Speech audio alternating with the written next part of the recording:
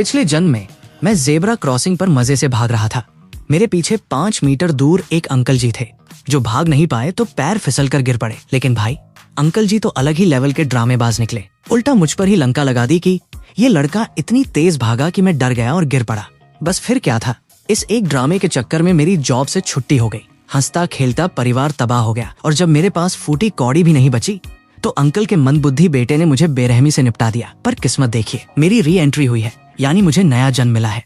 और इस वक्त वही खुसट अंकल जी मेरे ठीक बगल में खड़े होकर मुझे घूर रहे हैं, रोड क्रॉस करने की ताक में। जैसे ही हरी बत्ती जली, मैंने मौका ताड़ा और जमीन पर गिरकर ऐसे तड़पने लगा जैसे मिर्गी का दौरा पड़ा हो। मुंह से झाग निकालने की पूरी एक्टिंग चालू। अंकल जी तो ये देखकर हक्के बक्के रह गए, आंखें फाड़ कर चिल्लाए, अरे तू गिर कैसे गया? मेरा इससे कोई लेना देना नहीं है भाई। मैंने ड्रामा थोड़ा और बढ़ा दिया। अंकल जी की डर के मारे फट गई और वो 4 कदम पीछे हट गए। तुरंत 4-5 पब्लिक वाले जमा हो गए। एक बंदा तो पुलिस को फोन घुमाने ही वाला था कि मैं अचानक उठकर बैठा, लंबी लंबी सांसें ली और बोला, अरे अरे पुलिस को मत बुलाओ, सब ठीक है, दौरा आया था, चला गया। पब्लिक ने 2-4 हमदर्दी वाले सवाल पूछे और अपने रास्ते निकल ली। मैंने अपने कपड़े झाड़े और खड़ा हो गया। पर ये अंकल जी कम थोड़ी न थे। फिर से मेरे पास आकर मुझे ऊपर से नीचे तक ताड़ने लगे और चुपचाप पीछे पीछे चलने लगे। मतलब साफ था, बूढ़े का मन अभी भरा नहीं था। मुझे चूना लगाने का इरादा पक्का था। जेब्रा क्रॉसिंग पर फिर से ग्रीन लाइट हुई, पर मैं स्टैचू बनकर वहीं खड़ा रहा। अंकल से रहा नहीं गया, बोले, अरे अब चलता क्यों नहीं? मैंने तुरंत परेड शुरू कर दी। वहीं खड़े खड़े कदम ताल करते हुए चिल्लाने लगा, 1 2 1 1 2 1 1 2 3 4 5 6 7। अंकल जी का दिमाग घूम गया, अरे क्या कर रहा है, रेड लाइट हो जाएगी। लेकिन मैं टस से मस नहीं हुआ। भाई, पिछले जन्म का खौफ दिल में बैठा था। मुझे याद आया कि जब इनके मंदबुद्धि बेटे ने मेरा काम तमाम किया था, तब मेरी आत्मा भटक रही थी और मुझे सब समझ आ गया था। इस बूढ़े ने मुझे बहुत पहले से टारगेट कर रखा था। इसे पता था कि मेरे माए बाप की अच्छी इज्जतदार जॉब है, मेरी भी चमकती हुई सरकारी टाइप नौकरी है, यानी मोटा मुर्गा हूँ। इसीलिए इसने मुझ पर झूठे इल्जाम लगाकर पैसे ऐंठने शुरू किए। मैं अपनी और परिवार की इज्जत बचाने के चक्कर में इसे पैसे देता गया, पर इस लालची बुढ़े की भूख बढ़ती ही गई। बात बात पर सड़क पर छाती पकड़कर लेट जाता और ब्लैकमेल करता। मेरी पूरी सेविंग्स चट कर गया। मुझे नौकरी से निकलवा दिया। मेरे माँ बाप के ऑफिस जाकर ऐसा तमाशा बनाया कि बेचारों को बेइज्जत होकर समय से पहले रिटायरमेंट लेना पड़ा और शहर छोड़ना पड़ा। और जब मेरे पास देने को 1 रुपया नहीं बचा तो इस सन की बूढ़े ने अपने मंदबुद्धि बेटे के हाथ में चाकू थमाकर मुझे निपटवा दिया। वो बेवकूफ चाकू घोंपते घोंपते रोता जाता और चिल्लाता, तूने मेरा टेडी बियर चुराया, तूने मेरा टेडी बियर चुराया। यादों के इस भयानक झटके से मैं बाहर आया। मैं कदम ताल करता रहा और दिमाग के घोड़े दौड़ने लगा कि इस बला से पीछा कैसे छुड़ाऊं। मुझे याद था कि इस चौराहे का सीसीटीवी कैमरा बारिश में खराब हो चुका था। पिछले जन्म में तो मॉर्निंग वॉक ग्रुप वाले गवाह बन गए थे कि मैं भाग रहा था और अंकल गिर पड़े, इसीलिए मैं फांस गया था। अंकल जी ने देखा कि मैं हिल नहीं रहा हूँ तो वो भी ढीठ बनकर मेरे साथ रेड लाइट का इंतजार करने लगे। फिर ग्रीन लाइट हुई। मैंने तुरंत फोन निकाला और चुपके से वीडियो रिकॉर्डिंग ऑन कर ली ताकि बैकअप रहे। अंकल जी मुझे ताके जा रहे थे और मैं ऐसे प्रिटेंड कर रहा था जैसे मुझे कोई फर्क ही नहीं पड़ता। मैं बस एक चीज का इंतजार कर रहा था और तभी मुझे वो आवाज सुनाई दी। जोर जोर से बजते हुए पंजाबी डीजे गानों के साथ जॉगिंग ग्रुप की टोली आ पहुंची। कान के पर्दे फाड़ देने वाला म्यूजिक बज रहा था। मैं चुपके से खिसक कर उस ग्रुप के बीच में घुस गया। ग्रीन लाइट होते ही ग्रुप के लीडर ने सीटी बजाई और 50-60 लोगों का झुंड एक साथ रोड क्रॉस करने लगा। मैं भी उनके बीच में मजे से कदम मिलाकर चलने लगा। अंकल जी ने देखा कि शिकार हाथ से निकल रहा है तो उन्होंने तुरंत अपना पुराना पैंतरा आजमाया। जमीन पर धड़ाम से गिरे और चिल्लाए, अरे पकड़ो, इसने मुझे गिरा दिया। लेकिन भाई, डीजे के बेस के आगे अंकल जी की चीख किसी को सुनाई ही नहीं दी। पूरा ग्रुप मजे से रोड पार कर गया। जब अंकल ने देखा कि कोई भाव नहीं दे रहा तो वो फुर्ती से उठे और हमारी तरफ दौड़े। पर किस्मत देखिए, लाइट रेड होने ही वाली थी कि सामने से आती हुई एक बिना नंबर प्लेट की खटारा ई रिक्शा ने अंकल जी को उड़ा दिया। रिक्शा सीधा उनके ऊपर से निकल गया। अंकल की दर्द भरी चीखें फिर से डीजे के शोर में दब गईं। मैंने पीछे मुड़कर देखा। अंकल जी ने उस रिक्शा चलाने वाली आंटी की टांग पकड़ ली थी, पर वो आंटी भी पहलवान निकली। डोले अंकल की टांग से भी मोटे थे। आंटी ने एक हाथ घुमाकर जो झन्नाटेदार थप्पड़ अंकल के गंजे सिर पर जड़ा, ऐसा लगा जैसे बोल रही हो, शक्ल देखी है अपनी? मैंने मौका ताड़ा, चुपके से ग्रुप से अलग हुआ और भागकर घर पहुंचा। घर पहुंचते ही सबसे पहले ब्रोकर को फोन घुमाया और फ्लैट खाली करने का नोटिस दे दिया। भाई, जब इस खूसट की नजर मुझ पर पड़ ही चुकी है तो मैं हाथ पर हाथ धरे नहीं बैठ सकता था। मेरे जैसा सीधा साधा मुर्गा उसे दोबारा आसानी से नहीं मिलता। इस जन्म में सिर्फ बचूंगा नहीं, बल्कि इस बूढ़े को उसकी औकात याद दिलाऊंगा। मैंने ऑफिस के पास नया कमरा किराए पर ले लिया। अगले दिन जब मैं ऑफिस जा रहा था तो देखा अंकल जी वहीं आसपास मंडरा रहे हैं। मैंने तुरंत काला चश्मा चढ़ाया, सनस्क्रीन जैकेट पहनी, टोपी लगाई और उनके सामने से टहलते हुए निकल गया।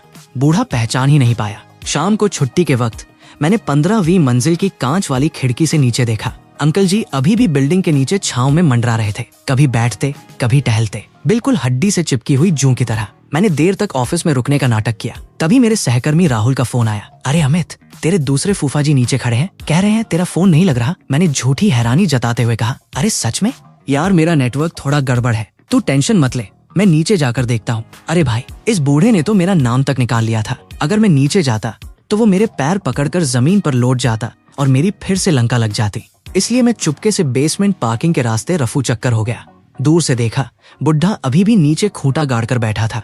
तभी मेरे दिमाग में एक तूफानी आइडिया आया। मैंने ऑनलाइन ऐप से एक एकदम एक्सट्रीम स्पाइसी नूडल सूप का ऑर्डर दिया। डिलीवरी एड्रेस ऑफिस के नीचे का डाला और नोट में लिखा, नीचे पहुंचकर जोर जोर से अमित का नाम पुकारना, कोई लेने आ जाएगा। मैं थोड़ी दूरी पर छिपकर नजारा देखने लगा। अंकल जी बेंच पर बैठे पेट मसल रहे थे, भूख के मारे बुरा हाल था। 10 मिनट में डिलीवरी बॉय आया और चिल्लाने लगा, अमित कौन है? अमित का ऑर्डर।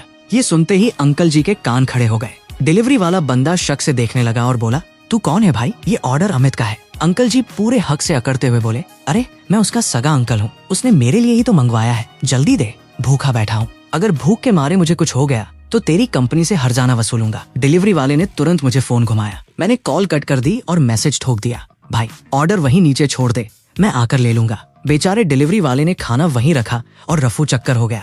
अंकल जी ने देखा कि बंदा भाग रहा है तो उनकी पुरानी आदत जागी। जमीन पर लेटने की एक्टिंग करने ही वाले थे कि फिर संभल गए। थूक फेंकते हुए बोले, अरे हट, ये डिलीवरी वाला तो कंगाल है, इससे क्या ऐंठूंगा। और फिर वो मेरे मंगवाए उस एक्सट्रीम स्पाइसी नूडल्स पर टूट पड़े। खाते खाते मुझे गालियां भी बकते जा रहे थे। हरामी लड़का, नीचे नहीं आया ना, मर जा भूखा। भाई वो नूडल्स इतने जहरीले तीखे थे कि अंकल जी की सिसकारियां निकल रही थी, मुंह से धुआं निकल रहा था। पर लालच देखिए, पानी तक नहीं पिया और पूरा चट कर गए। मैं दूर बैठा बैठा मंद मंद मुस्कुरा रहा था। भाई वो तीखे नूडल्स मैंने एक बार खाए थे, 3 दिन तक कब्ज हो गई थी और पीछे ऐसी भयंकर आग लगी थी कि बंदा बैठने के लायक नहीं बचता। अगले दिन मैं ऑफिस में बॉस से कुछ दिन की छुट्टी मांगने की सोच ही रहा था कि अचानक ऑफिस के रिसेप्शन पर हंगामा हो गया। अंकल जी दंदनाते हुए अंदर घुस आए और चिल्लाने लगे, कहाँ है अमित? बाहर निकल, गांव से इतनी दूर तुझे ढूंढने आया हूँ और तू मुझसे मुंह छुपा रहा है।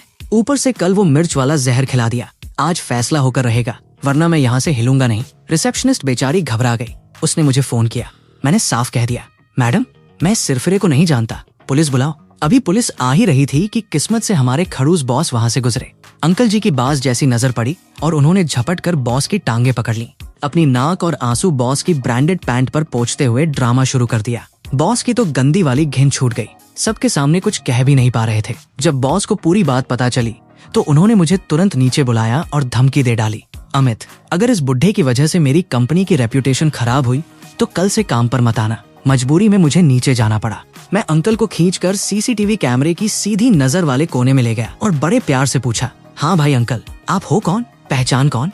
अंकल जी ऐंठ कर बोले, अच्छा अब उतरा न नीचे? उस दिन रोड पर तेरी वजह से 3 पहिए वाले ने मुझे कुचल दिया और तू फुर हो गया। कल वो मिर्च वाला खाना खिलाकर मेरा पेट फाड़ दिया। अभी तक लैट्रिन नहीं हुई है, बोल कितना हर्जाना देगा? मैंने हैरान होने का नाटक किया। अच्छा तो कल मेरा डिलीवर हुआ खाना गायब आप कर गए थे? मुझे लगा कोई सड़क का कुत्ता उठा ले गया। चोरी भी करते हो और सीनाजोरी भी? मेरी आवाज सुनकर आसपास के सहकर्मी भी इकट्ठे हो गए।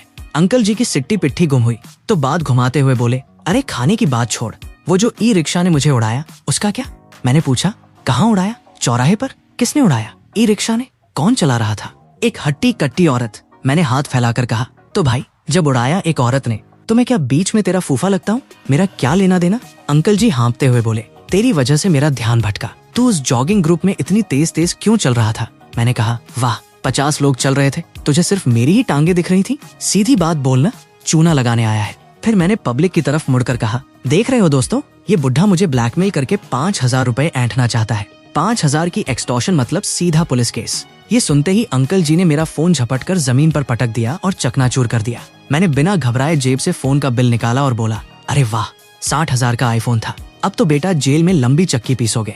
अंकल जी को समझ आ गया कि इस बार पाला किसी शातिर बंदे से पड़ा है। अब उनके पास एक ही आखिरी हथियार बचा था। वो तुरंत जमीन पर गिरे और पैर पटक पटक कर मिर्गी का नाटक करने लगे। सिक्योरिटी वाले डर गए और एम्बुलेंस को फोन कर दिया। मैंने भी पुलिस बुला ली। पुलिस आई, मैंने सीसीटीवी फुटेज दिखा दी। अंकल जी को एम्बुलेंस ले जाने लगी, पर रास्ते में जैसे ही उन्हें लगा कि मामला ठंडा हो गया है, वो होश में आने का नाटक करके एम्बुलेंस से कूदकर भागने लगे। लेकिन पीछे ही पुलिस की गाड़ी आ रही थी। पुलिस वालों ने उन्हें वहीं धर दबोचा और गाड़ी में ठूंस दिया। थाने में भी अंकल जी ने अपना वही पुराना सड़क छाप विक्टिम कार्ड खेलने की कोशिश की, लेकिन पुलिस वालों ने 2 थप्पड़ की धमकी दी तो बुढ़े की सारी होशियारी धरी की धरी रह गई। मैंने साफ कह दिया, कोई समझौता नहीं होगा, जेल भेजो।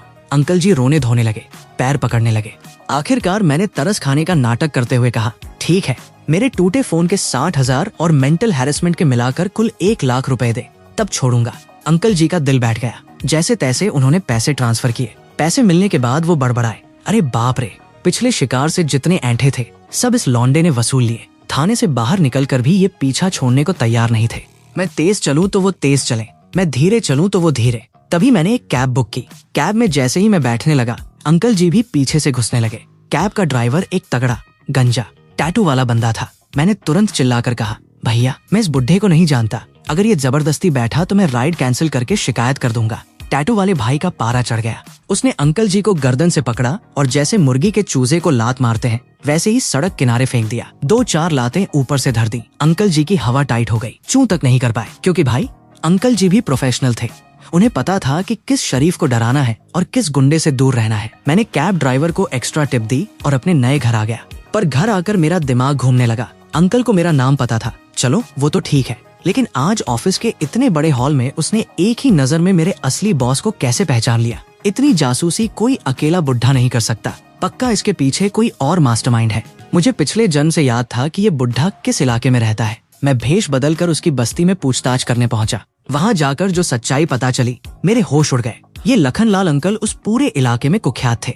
लोग इन्हें नौटंकी मास्टर या ड्रामा किंग कहते थे। इनकी पूरी कमाई का जरिया ही लोगों को ब्लैकमेल करना था। एक बार की बात है, एक छोटी सी बच्ची अपनी खिलौना गाड़ी से जा रही थी। गलती से अंकल से टच हो गई। अंकल उस बच्ची को घसीटकर एक सुनसान कोने में ले गए और अपने मंदबुद्धि बेटे को उस पर पहरा देने बैठा दिया। वो मंदबुद्धि बेटा मुंह से लार टपकाते हुए डरावनी हंसी हंस रहा था और वो बेचारी मासूम बच्ची डर के मारे चीख चीख कर रो रही थी।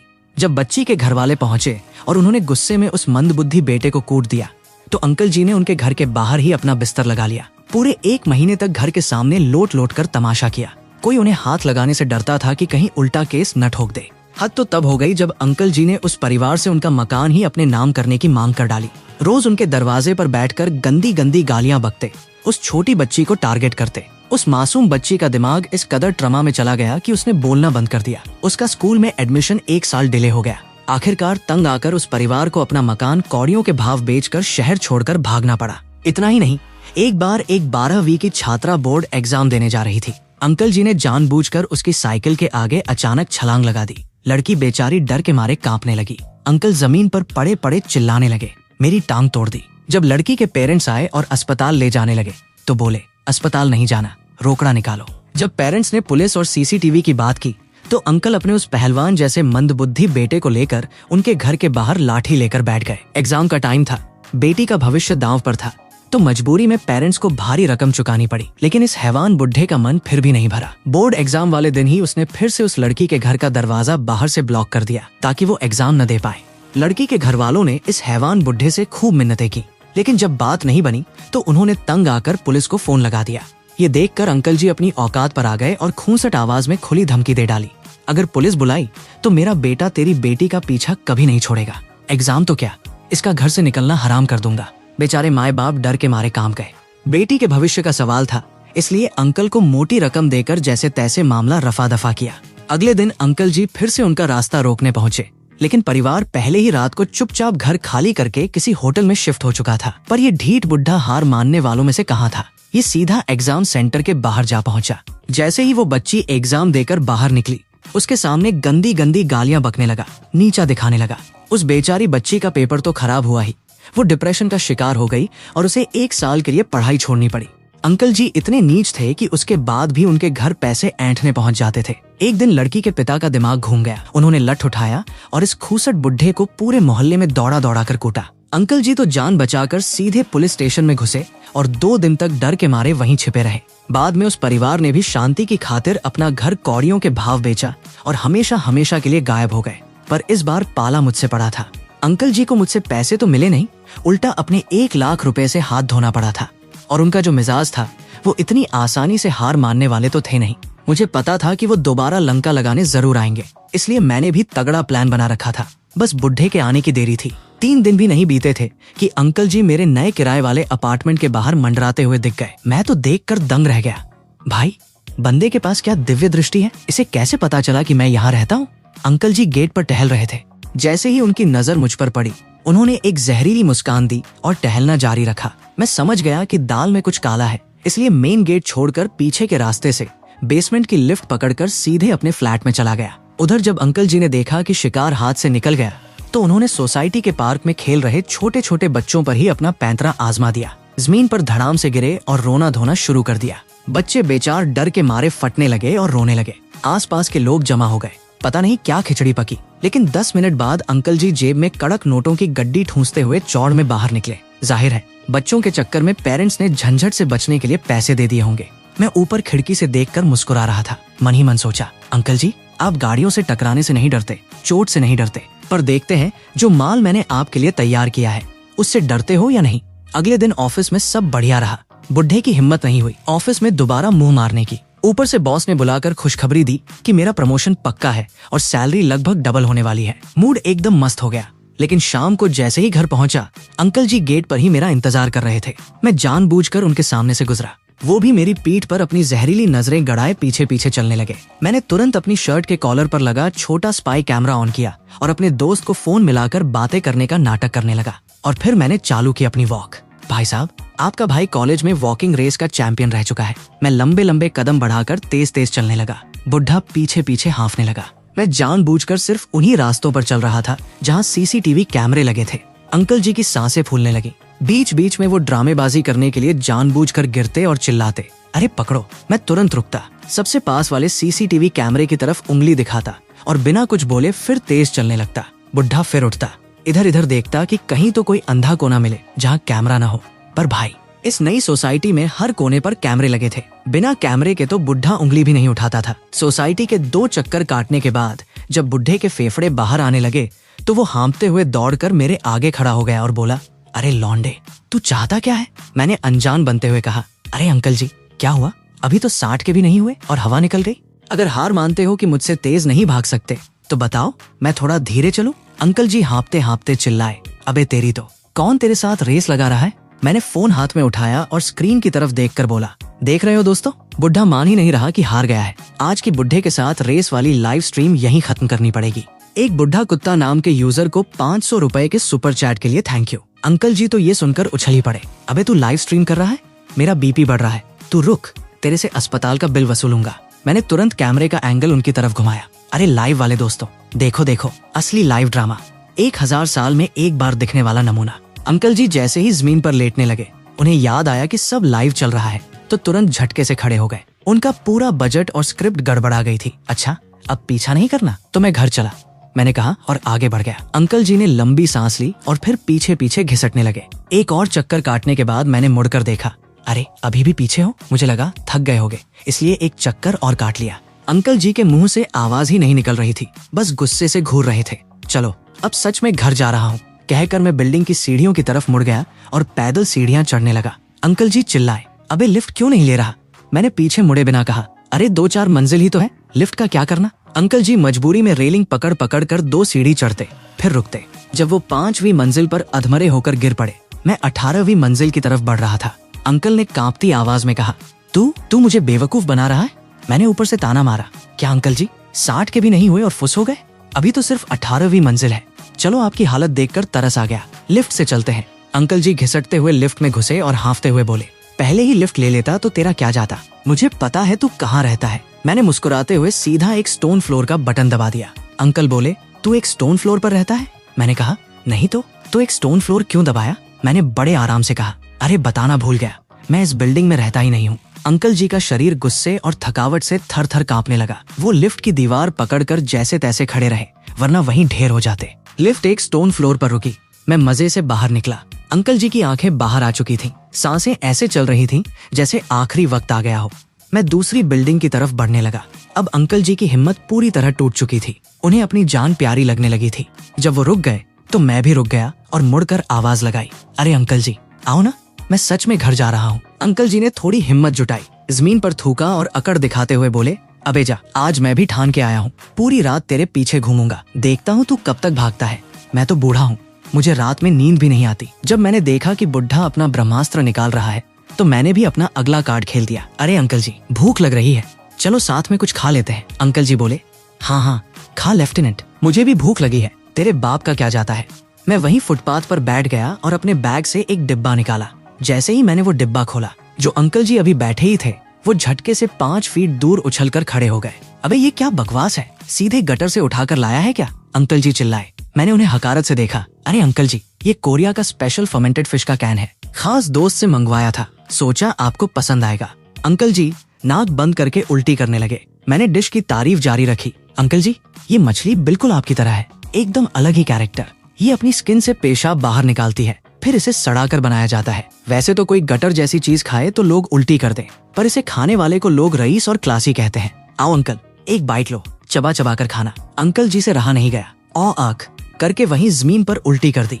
कमीने, मार डालूंगा तुझे। अंकल जी ने मुझे थप्पड़ मारने के लिए हाथ उठाया, लेकिन भाई उल्टी करके शरीर में जान ही कहाँ बची थी। उनका हाथ मेरे गाल पर ऐसे पड़ा जैसे कोई रुई छू गई हो। मैंने तुरंत सिर नीचे किया, चेहरे पर हाथ रखा और सीसीटीवी की तरफ मुंह करके जोर जोर से चिल्लाने लगा, बचाओ, सिक्योरिटी गार्ड भैया, मारपीट हो रही है, सीसीटीवी सेव कर लो, पुलिस को फोन करो। मेरा सिर फोड़ दिया इस बुढ़े ने। अंकल जी के तो होश उड़ गए। उल्टा पासा पड़ते ही वो बाहर की तरफ भागने लगे, पर 10 मीटर भी नहीं भागे होंगे कि गश्त लगा रहे 3-4 सिक्योरिटी गार्ड्स ने उन्हें चारों तरफ से घेर लिया। पिछले जन्म में ही ये बुढ़ा इस सोसाइटी की सिक्योरिटी टीम की ब्लैकलिस्ट पर चढ़ा हुआ था। गार्ड्स को देखते ही समझ आ गया कि फिर से वही नौटंकी चल रही है, तो गार्ड कैप्टन ने तुरंत अपना मास्टर अस्त्र निकाला। सोसाइटी की सबसे खूंखार और ताकतवर सफाई वाली आंटी। भाई ये वो इकलौती कैरेक्टर थी जिनसे अंकल जी चूना लगाने की तो छोड़ो, नजर मिलाने से भी डरते थे। आंटी अंकल को बिना कैमरे वाले कोने में खींच कर ले गई। फिर जो दनादन थप्पड़ों की बारिश शुरू हुई, आंटी थप्पड़ रसीद करती जाती और बिना रुके वो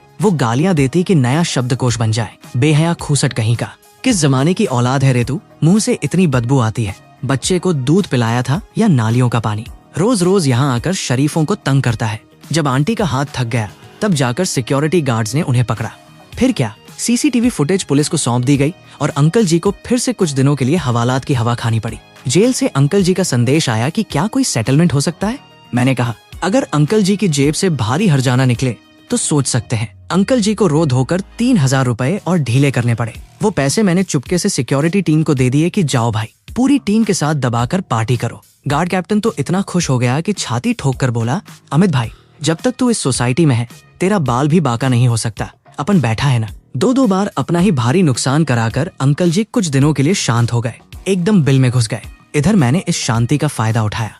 मेरा एक दोस्त था जो फिल्म सिटी में साइड रोल करता था। मैंने उसे एक स्पेशल रोल के लिए बुलाया। मेरी बात सुनते ही वो उछल पड़ा, भाई सिचुएशनल कॉमेडी तो मेरी जान है, 6 महीने से कोई रोल नहीं मिला।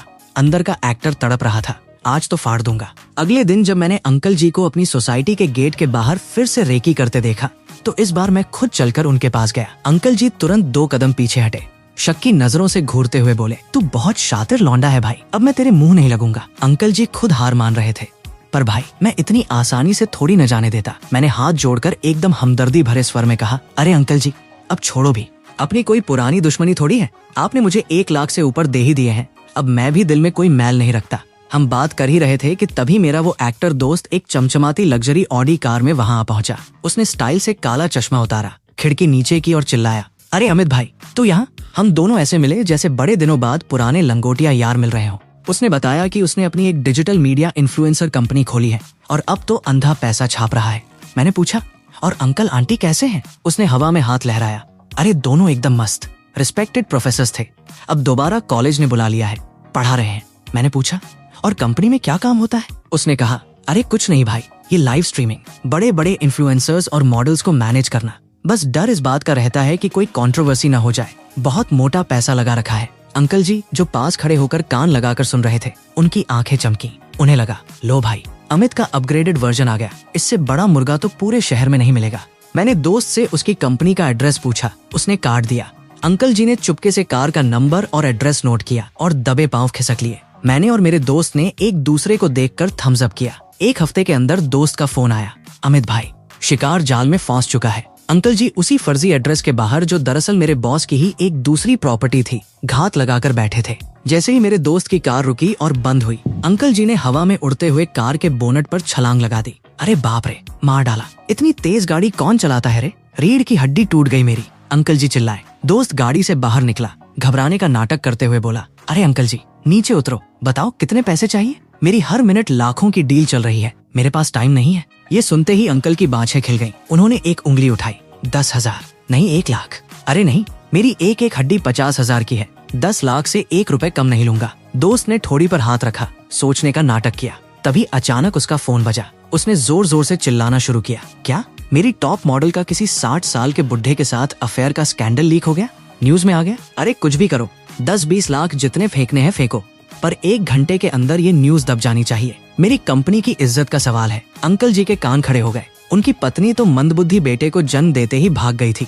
15 साल से अकेले थके हारे घूम रहे थे। अंकल जी ने गला खंखारा और बोले, देख भाई, अगर पैसे नहीं देने तो मत दे, पर मुझे अपनी कंपनी में नौकरी पर रख लेफ्टिनेंट। दोस्त ने आनाकानी की। अरे अंकल जी, आप मेरी कंपनी में? माहौल खराब हो जाएगा। अंकल धमकी पर उतर आए। अच्छा, नहीं रखेगा तो रोज तेरी बिल्डिंग के बाहर लेटकर सुसाइड का नाटक करूंगा, लाइव स्ट्रीम करवा दूंगा, तेरी कंपनी बंद करवा दूंगा। ज्यादा नहीं, बस 15,000 रुपए महीना दे देना। दोस्त ने मजबूरी में हाँ कर दी। अंकल जी खुशी खुशी घर गए। अगले दिन सूट बूट पहनकर ऑफिस पहुंचे, पर गेट पर गार्ड ने रोक लिया। अंकल, आपका कोई नाम नहीं है लिस्ट में। अंकल ने तुरंत मेरे दोस्त को फोन लगाया। दोस्त ने उबासी लेते हुए कहा, अरे अंकल जी, मैं बताना भूल गया, आपका काम वर्क फ्रॉम होम है। अंकल जी भड़क गए। घर से? घर बैठे क्या करूंगा, वहाँ मुझे मॉडल्स कैसे दिखेंगी?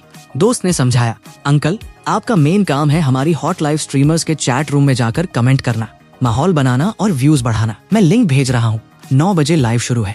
अंकल जी के चेहरे पर 440 वोल्ट की मुस्कान आ गई। घर पहुंचकर उन्होंने अपने मंदबुद्धि बेटे को कमरे में बंद कर ताला लगाया और खुद ड्राइंग रूम में फोन लेकर बैठ गए। जो लिंक मेरे दोस्त ने भेजा था, उसमें जो लड़की थी, वो भी हमारी बुलाई हुई एक स्ट्रगलिंग एक्ट्रेस ही थी। उसे पूरी स्क्रिप्ट पता थी। जैसे ही अंकल जी चैट में घुसे, लड़की ने ऐसी मीठी मीठी बातें शुरू की कि अंकल जी का दिल गार्डन गार्डन हो गया। अंकल जी चैट में जानू, बेबी, शोना लिखने लगे। तभी मैंने अपनी फर्जी आईडी से एंट्री मारी और एक्ट्रेस को 2,000 रुपए का सुपर चैट रॉकेट गिफ्ट कर दिया। लड़की तुरंत अंकल को छोड़कर मेरे फर्जी अकाउंट की तारीफों के पुल बांधने लगी। Oh thank you so much handsome. Uncle ji को जलन हुई। उन्होंने तुरंत अपनी जमा पूंजी में से 5,000 रुपए का बड़ा गिफ्ट ठोक दिया। लड़की फिर से पिघल गई। अरे वाह, मुझे तो मैच्योर और डैडी टाइप के अंकल ही पसंद है। आप कितने डैशिंग हो। अंकल जी तो 7वें आसमान पर। उस दिन खुशी के मारे उन्होंने अपने बेटे को खाना तक नहीं दिया। बेवकूफ लड़का कमरे में बर्तन पटकता रहा और अंकल जी बाथरूम में जा जाकर शीशे में अपनी मूंछों पर ताव देते रहे। दिन बीतते गए। अंकल जी रोज हजारों रुपए उस लड़की पर उड़ाने लगे। उन्हें लगा कि अब तो बात आगे बढ़ रही है, अब तो मालकिन घर आएगी। 15 दिन बाद जब अंकल जी के बैंक अकाउंट का सूपड़ा साफ हो गया तो उन्होंने मिलने की जिद की। लड़की ने नखरे दिखाए। अरे अंकल, मेरे घर वाले बहुत सख्त हैं। शादी के लिए 50 लाख का दहेज शादी का खर्च मांग रहे हैं, और अगर दूल्हा 50 से ऊपर का हो तो 10 लाख एक्स्ट्रा। अंकल जी का सिर चकरा गया। अपने जीवन भर की कमाई तो वो लाइव स्ट्रीम में उड़ा चुके थे, अब 60 रुपए लाख कहाँ से लाएं? और तभी वो लड़की लाइव आना बंद हो गई। उसका अकाउंट डिलीट हो गया। अंकल जी के पास न उसका नंबर था न पता, बस ऐप का चैट बॉक्स था जो अब गायब हो चुका था। जब अंकल को एहसास हुआ कि उनके साथ ऑनलाइन चूना लग गया है तो वो रोते बिलखते पुलिस स्टेशन पहुंचे। पुलिस ने कहा, अर्जी जमा करो, जांच होगी। अंकल जी वहीं थाने के फर्श पर लौट गए। अरे साहब, पहले मेरे 50,000 रुपए अपने पास से दो, जब वो पकड़ी जाएगी तब ले लेना। पुलिस वालों ने 2 डंडे दिखाए तो बुढ़े की हेकड़ी गुम हुई और चुपचाप घर लौट आए। घर पहुंचे तो देखा मंदबुद्धि बेटे ने भूख के मारे पूरा घर तहस नहस कर दिया था। अंकल जी का गुस्सा 7वें आसमान पर था। उन्होंने बेल्ट निकाली और बेटे को पीटना शुरू कर दिया, पर इस बार पासा पलट गया। उस पहलवान बेटे का दिमाग घूम गया। उसने अंकल जी को पटक दिया और उनके ऊपर बैठकर पूरे 1 घंटे तक घोड़ा घोड़ा खेलकर उनकी आवभगत की। कुछ दिनों बाद पुलिस का फोन आया, अंकल जी वो लड़की मिल गई है, वो अपने गांव शादी करने गई थी। अंकल जी थाने भागे। पुलिस ने बताया, लड़की बहुत रो रही थी कि अंकल जी ने उसके खिलाफ केस क्यों किया। वो तो आपसे सच्चा प्यार करती थी, पर उसके जालिम घर वाले उसे जबरदस्ती ले गए थे और फोन छीन लिया था। लड़की ने पुलिस को ये भी बताया कि वो किसी और से नहीं बल्कि हमारे लखन लाल अंकल से ही सच्चा प्यार करती है, लेकिन उसके जालिम घर वालों ने उसका बैंक बैलेंस खाली कर दिया और छोटे भाई की शादी के लिए सारा पैसा हड़प लिया।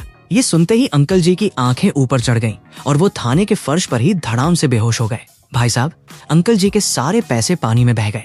एक तो बालिगों का अपनी मर्जी से दिया गया दान था, और दूसरा वो पैसा तो कब का गायब हो चुका था। अंकल जी कई दिनों तक गायब रहे। फिर एक दिन अचानक सुबह सुबह मेरी सोसाइटी के गेट पर मुझे घेर लिया। हालांकि सिक्योरिटी गार्ड्स की पूरी टीम मुझे प्रोटेक्ट कर रही थी, फिर भी अंकल जी ने 5 फीट दूर से अपनी जहरीली आंखें मुझ पर गड़ाते हुए कहा, अबे लौंडे, ये सब तेरा ही बिछाया हुआ जाल था ना, तू रुक, अब मैं तुझे नहीं छोड़ूंगा। मैं हैरान होने का नाटक कर रहा था, पर अंदर ही अंदर दिल थोड़ा धड़का। भाई, दोस्त के साथ मिलकर हमने जो नाटक रचा था वो तो एकदम परफेक्ट था। बुड्ढे को भनक कैसे लगी? उधर ऑफिस में मेरे प्रमोशन की फाइनल मोहर लग चुकी थी। ऐसे टाइम पर मैं कोई पंगा नहीं चाहता था। ऑफिस पहुंचा तो सहकर्मी राहुल, जो पिछले कुछ दिनों से अचानक मुझसे बहुत ज्यादा चिपका जा रहा था, तुरंत मेरे लिए गर्मा गर्म कॉफी ले आया। मैंने थैंक यू बोला और अपना लैपटॉप ऑन किया। तभी मेरी नजर गई, लैपटॉप पर मेरा व्हाट्सएप खुला हुआ था और मेरे उस एक्टर दोस्त के कुछ ऐसे मैसेज आए हुए थे जो मैंने अभी तक देखे भी नहीं थे, पर उन पर कोई रेड डॉट नहीं था। मतलब कोई मेरी गैरहाजिरी में मेरा व्हाट्सएप चैट खंगाल चुका था। मैंने नजर उठाकर देखा तो राहुल तुरंत अपना मुंह घुमाकर खिड़की से बाहर देखने लगा। मेरा दिमाग ठनका। लखनलाल अंकल और राहुल, कुछ तो लोचा है। थोड़ी देर में राहुल फोन पर बात करने बाहर गया तो मैं चुपके से पीछे पीछे खिसक गया। राहुल दबी आवाज में कह रहा था, अंकल, लगता है उसे शक हो गया है। आपको आज रात ही काम तमाम करना होगा। अगर प्रमोशन का लेटर इश्यू हो गया तो सब हाथ से निकल जाएगा। ये प्रमोशन सिर्फ मेरा होना चाहिए। बाप रे, मुझे सब समझ आ गया। उस दिन पहली बार जब अंकल जी को मेरा नाम पता था।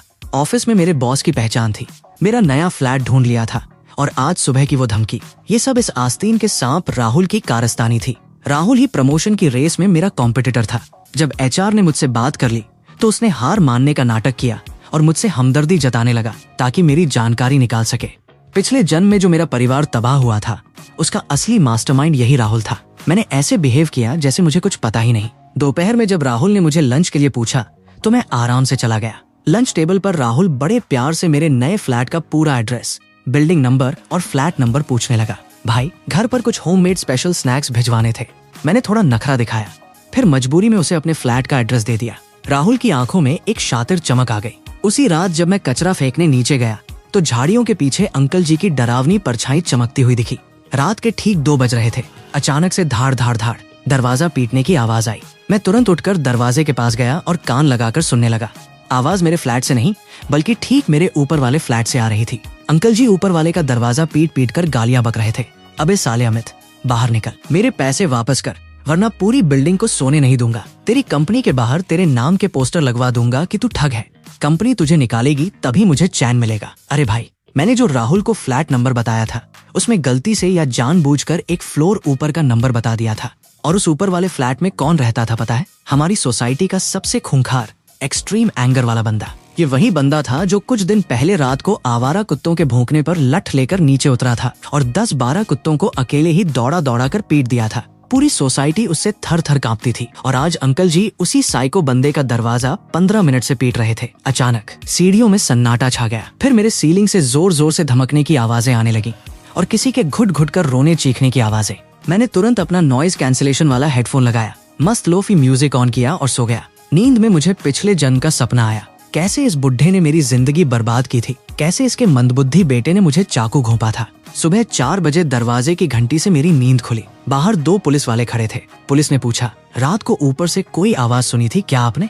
मैंने मासूम बनकर कहा, नहीं सर, क्या हुआ? पुलिस बोली, ऊपर वाले फ्लैट में बहुत भयंकर कांड हो गया है। सोसाइटी के लोग बातें कर रहे थे कि एम्बुलेंस वाले किसी को स्ट्रेचर पर एकदम पट्टियों में लपेट कर ले गए हैं और वो साइको पड़ोसी जब हथकड़ियों में बाहर आ रहा था तो उसके हाथों में खून लगा था और वो पागलों की तरह हंस रहा था। 2 दिन बाद पुलिस रिपोर्ट आई। अंकल जी आईसीयू में भर्ती थे। गर्दन के नीचे का पूरा शरीर पैरालाइज्ड हो चुका था। मतलब जिंदगी में अब वो कभी किसी को चूना लगाने के लायक नहीं बचे थे और वो साइको पड़ोसी अब लंबी जेल काटने चला गया था। अगले दिन जब मैं ऑफिस गया, राहुल का चेहरा ऐसा लटका हुआ था जैसे किसी ने मुंह पर 12 बजा दिए हों। वो मुझसे आंखें तक नहीं मिला पा रहा था। तभी एचआर ने मेरे प्रमोशन का ऑफिशियल लेटर जारी कर दिया। पूरा ऑफिस मुझे बधाई दे रहा था, पर राहुल गायब था। शायद छुट्टी लेकर खिसक गया था। इसी बीच मैंने राहुल की पूरी जन कुंडली निकलवाई। भाई, जो सच सामने आया उसने मेरे रोंगटे खड़े कर दिए। ये राहुल कोई और नहीं, उसी लखनलाल अंकल का सगा बड़ा बेटा था। बचपन में अंकल ने इसे किसी रिश्तेदार को गोद दे दिया था ताकि पढ़ा लिखा कर बड़ा आदमी बना सके। इसीलिए बुढ़ा अपने इस बेटे के लिए कुछ भी करने को तैयार था। बाप और बेटा दोनों एक ही थाली के चट्टे बट्टे थे। एक सड़क पर लूटता था, दूसरा कॉर्पोरेट में लंका लगाता था। शाम को मेरे दोस्तों ने प्रमोशन की ग्रैंड पार्टी रखी। देर रात जब मैं पार्टी से अपने फ्लैट पर लौटा तो मेरे फोन पर स्मार्ट डोरबेल का अलर्ट आया। मैंने ऐप खोला और स्क्रीन देखते ही मेरे पसीने छूट गए। वही डरावना, मंदबुद्धि, चेहरा कैमरे के बिल्कुल पास चिपका हुआ था और उसके हाथ में एक तेज धारदार लंबा चाकू चमक रहा था। पीछे से राहुल की फुसफुसाती हुई आवाज आ रही थी। याद है ना मैंने क्या सिखाया था? जैसे घर पर प्रैक्टिस की थी वैसे ही चाकू पेट में घोंपना है। जो तेरा टेडी बियर चुराता है उसे जितना मारोगे वो उतना खुश होकर टेडी वापस करेगा। जा काम खत्म कर। मेरे रोंगटे खड़े हो गए। ये वही सीन था जो पिछले जन्म में मेरे साथ हुआ था। मैं चुपचाप नीचे ही रुका रहा। कुछ देर बाद मैंने उन दोनों को सीढ़ियों से नीचे उतरते देखा। वो सोसाइटी के पीछे वाले सुनसान रास्ते की तरफ जा रहे थे। पीछे वाले रास्ते पर एक बहुत गहरा और गंदा नाला था और वहाँ कोई सीसीटीवी कैमरा नहीं था। मैं फोन पर बात करने का नाटक करते हुए उस नाले की तरफ टहलने लगा। जैसे ही मुझे पीछे से तेज कदमों की आवाज आई, मैंने तुरंत अपनी जेब से एक टेडी बेयर निकाला और जोर से चिल्लाया। अरे रे!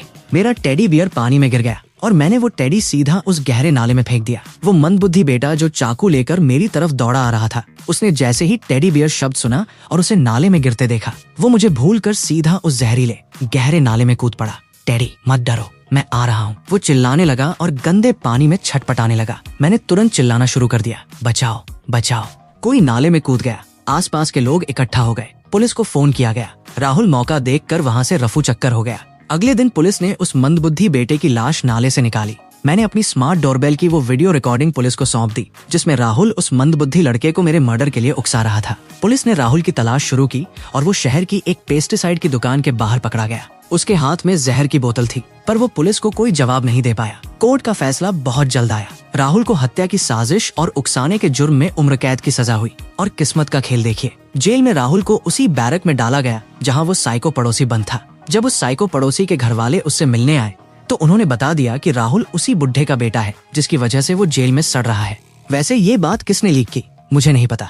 इसके बाद राहुल की जेल में जो खातिरदारी हुई, 3 महीने के अंदर राहुल का मानसिक संतुलन पूरी तरह बिगड़ गया। वो पागल हो गया और एक दिन बीमारी के कारण उसका काम तमाम हो गया। प्रमोशन और सैलरी हाइक के बाद कंपनी ने मुझे दूसरी सिटी की नई ब्रांच का हेड बनाकर भेज दिया और नई ब्रांच का चार्ज लेते ही मैंने पहला नियम लागू किया। जो भी बंदा काम करने के बजाय राजनीति या शातिर पैंतरेबाजी करके आगे बढ़ने की कोशिश करेगा, उसे बिना सैलरी दिए सीधा बाहर का रास्ता दिखाया जाएगा। दोस्तों, तो ये थी आज की धमाकेदार कहानी। अगर आपको ये स्टोरी और मेरा बताने का अंदाज पसंद आया हो तो वीडियो को दबाकर लाइक कर देना, अपने दोस्तों के साथ ऐसे शेयर करना और हाँ, ऐसे ही और भी मजेदार और सस्पेंस से भरे रीकैप्स देखने के लिए चैनल को सब्सक्राइब करना बिल्कुल मत भूलना। मिलते हैं अगली वीडियो में, तब तक के लिए बाय बाय।